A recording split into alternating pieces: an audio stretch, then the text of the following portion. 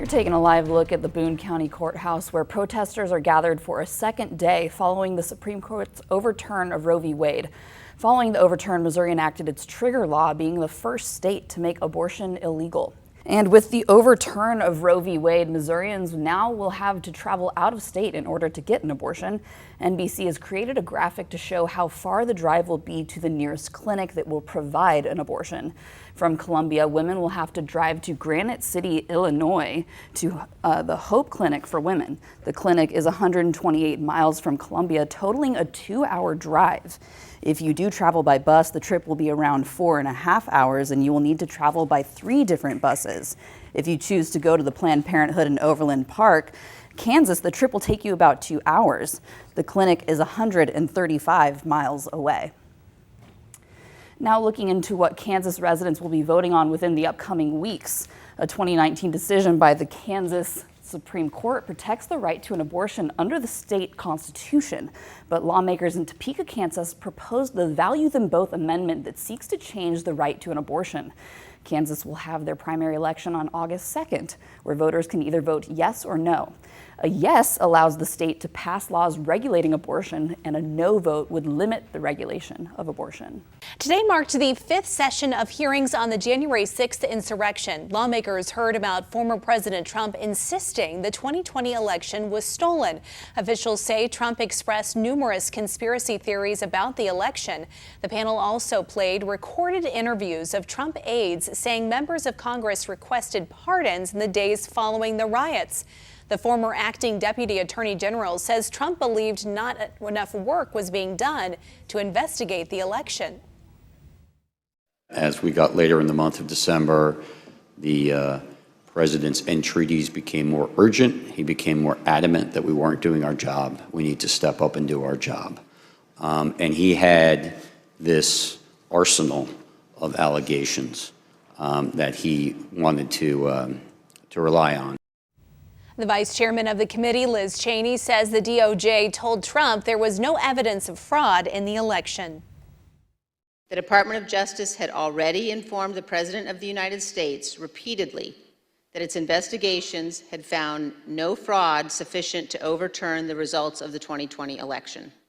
The committee is expected to take a 2-week break before the hearings resume. Matt. Coverage you can count on. KOMU 8 News starts with breaking news. We start this evening with breaking news. Today, the University of Missouri and its Interfraternity Council announced it has temporarily suspended all fraternity activities effective immediately. Good evening, everyone. I'm Noah Klein. Thanks so much for joining us. The activities that are suspended include social events and university-sanctioned events. The suspension comes after police responded to the Phi Gamma Delta fraternity, also known as Fiji, early this morning for a report of a freshman who was unresponsive. KOMU 8's Logan Perrone joins us outside of that fraternity house where students are protesting. Logan. Noah, hundreds have gathered on Kentucky Boulevard to protest the actions of Phi Gamma Delta. But the university's decision, that's going to affect all IFC members. Some of those IFC members, they had events this week, even tonight, canceled. Now, I spoke to the first protester to show up tonight who stressed the importance of this crowd. We're here because we want the IFC, the Greek Life Council, and Mizzou higher-ups to understand that this is an issue to us.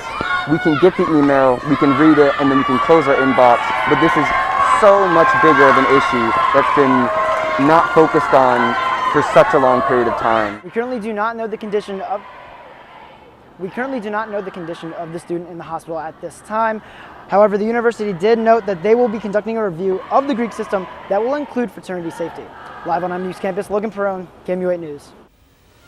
A call for help. How Ukraine's president wants the U.S. to get involved in fighting Russia, and how much President Biden is planning to give.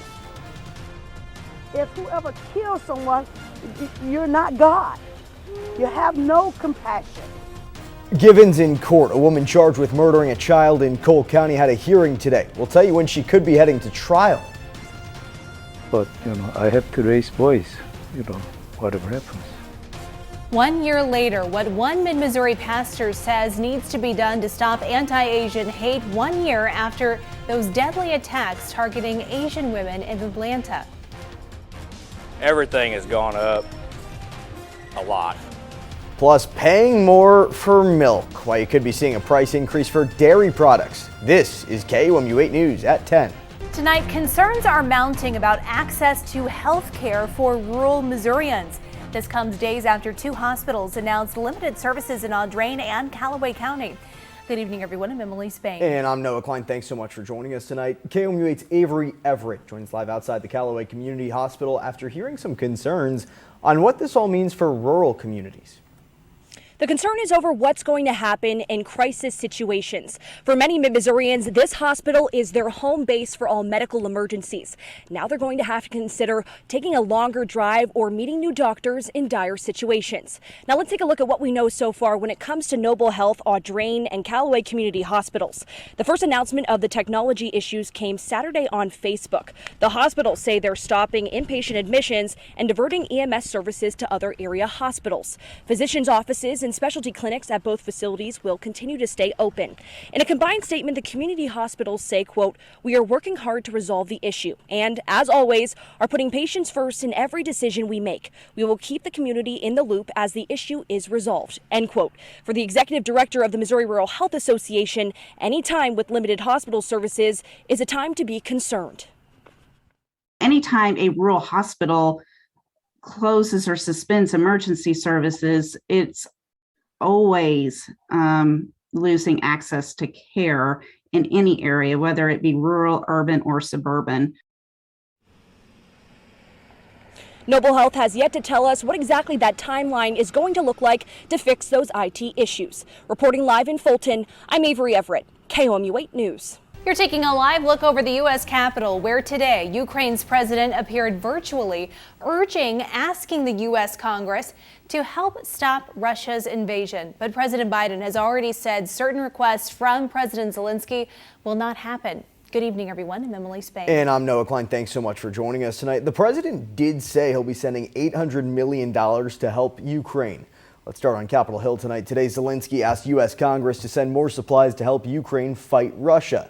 During the video chat, he reminded Congress members of Pearl Harbor and 9/11, reminding them that at one time the U.S. experienced similar struggles.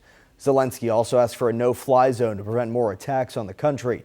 In an exclusive interview with Lester Holt tonight, Zelensky says President Biden has a choice to make.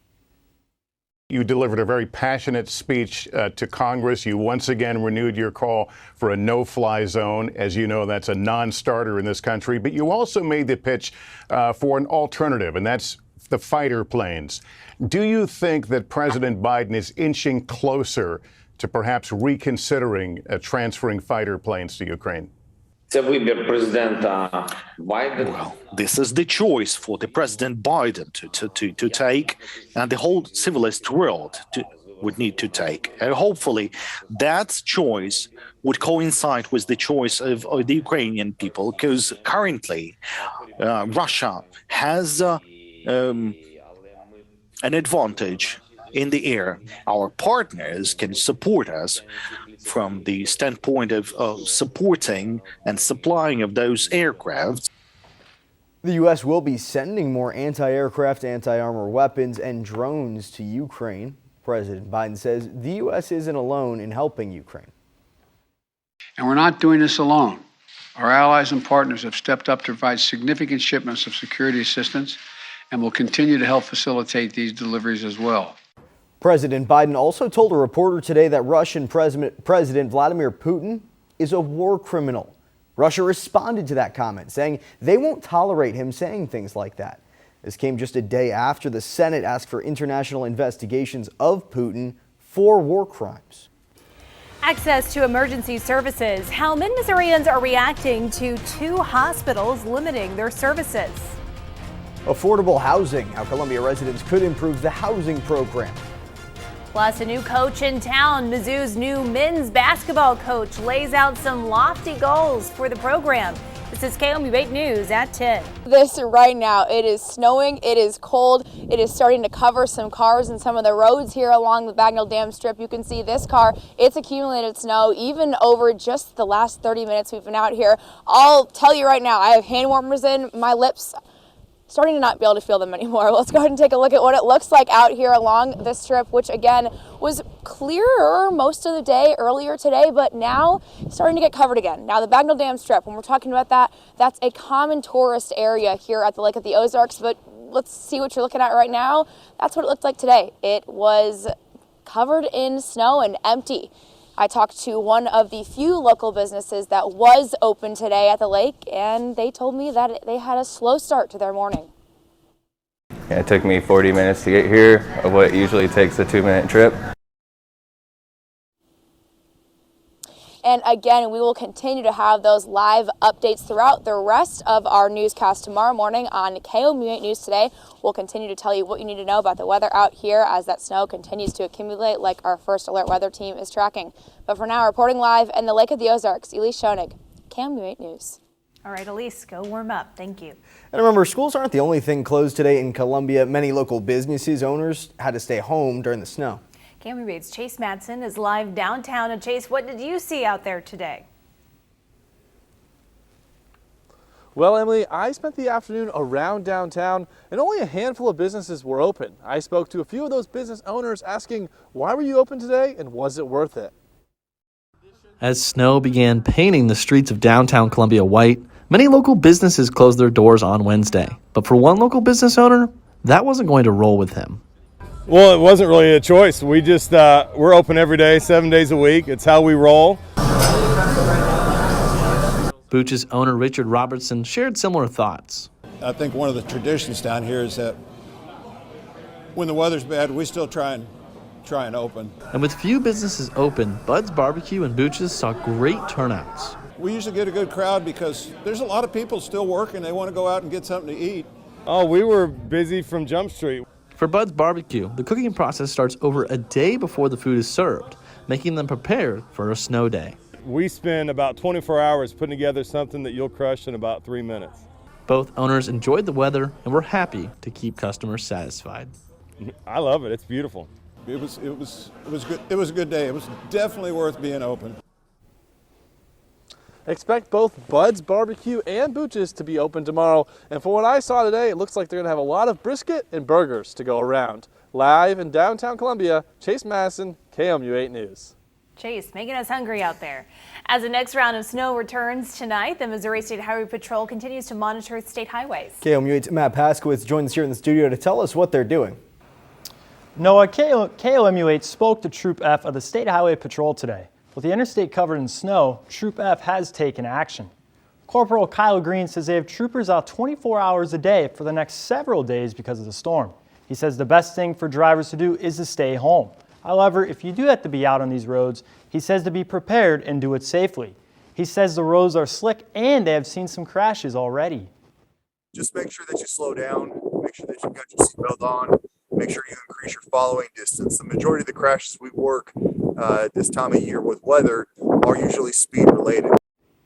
He says when you look out, it doesn't look too bad, but drivers think differently when they're on the road.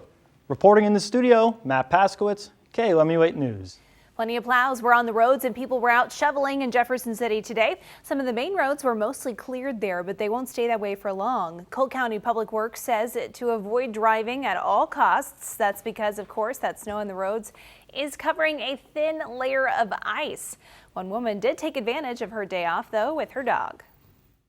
It's been a really mild winter thus far, so it's good to get a little bit of accumulated snowfall out here.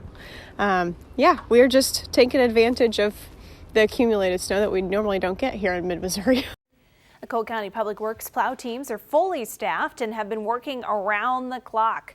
The first group of workers finished their 18-hour shifts at 6 p.m. Now they have an 8-hour break before they're back on at 4 a.m.